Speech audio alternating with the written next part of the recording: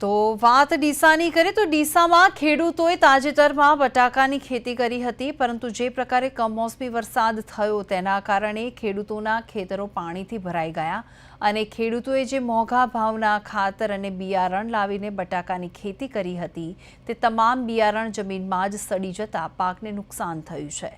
ખેડૂતે મોંઘા ભાવના ખાતર અને બિયારણ લાવીને બટાકાની ખેતી કરી, પરંતુ ડીસામાં 2 ઇંચ કમોસમી વરસાદ પડ્યો, જેના કારણે ડીસા તાલુકાના માલગઢ, નાની આખોલ, રાણપુર સહિતના ગામોના તમામ ખેતરો પાણીથી ભરાઈ ગયા।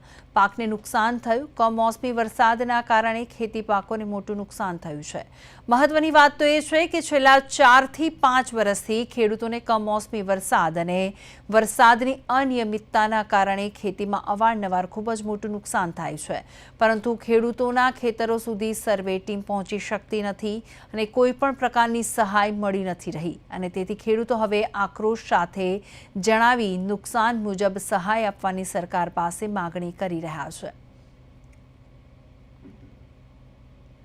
દિવસ પહેલા વરસાદ પડ્યો તો અમે બટાકાનું વાવેતર કર્યું હતું, બધું નિષ્ફળ ગયું છે। અત્યારે આ ખેતર આપણે ખેડી નાખ્યું છે। બીજી આપણે આશા હતી થોડું ઘણું ઉગશે, પણ એ બી કંઈ ઉગતું નથી, એ પણ ખેડવું પડશે આપણે। સરકારશ્રીએ જાહેરાત તો ઘણી બધી કરી છે કે આપણે સર્વે કરાવીશું, પણ હજી સુધી કોઈ સર્વે કરવા માટે કોઈ આવ્યું નથી। ચોમાસામાં બી અમે બાજરી વાવી હતી, મગફળી વાવી હતી 20 વીઘામાં, એ પણ નિષ્ફળ ગયું હતું અમારે। એટલે સરકારશ્રીને થોડી આપણે નમ્ર અપીલ છે કે સર્વે કરાવે, નહીં તો ખેડૂતોને રોતા પાણીએ દિવસો આવશે। બટાકા વાવી નાખ્યા અને કમોસમ વરસાદ થયો અને બટાકાનો કાપ એ બધું સડી ગયો, ખેતરમાં સડી ગયો, અને કાપ અને ખાતર ને બધું નવું લાવવાનું છે અને ખેડવાનું ચાલુ છે।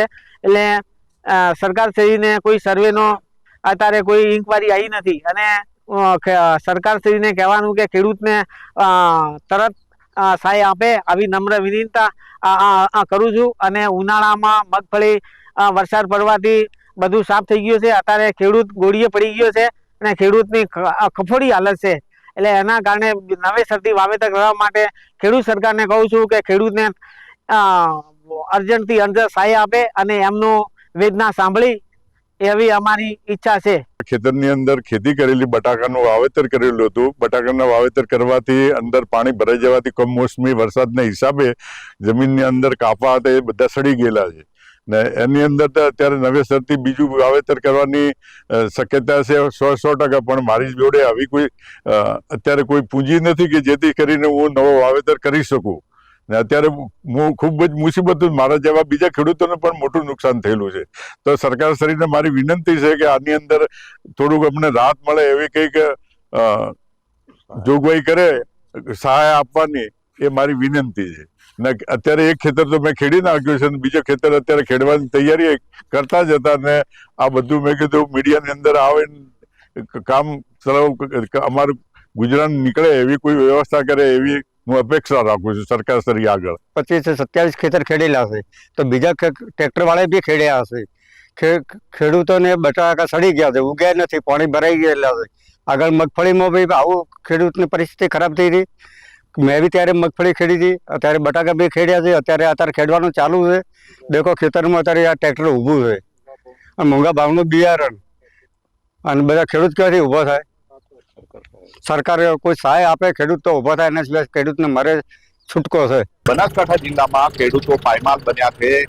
2 ઇંચ જેટલો વરસાદ ડીસા પંથકમાં ખાબક્યો હતો, અને જે બાદ જે ખેતરોમાં જે ખેડૂતોએ મોંઘા ભાવના બિયારણ લાવીને જે બટાકાનું વાવેતર કર્યું હતું એ વાવેતર હાલ નિષ્ફળ જઈ રહ્યું છે, જેના લીધે ખેડૂતો હતા એ ખેડૂતો પોતાના ખેતરમાં વાવેલા બિયારણની ખેડાઈ કરી રહ્યા છે।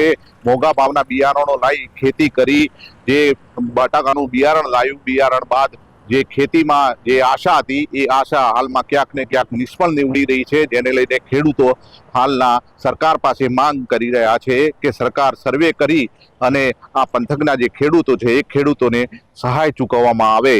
રાજેશ રાવલ, પ્રદેશ 24 ગુજરાતી, બનાસકાંઠા।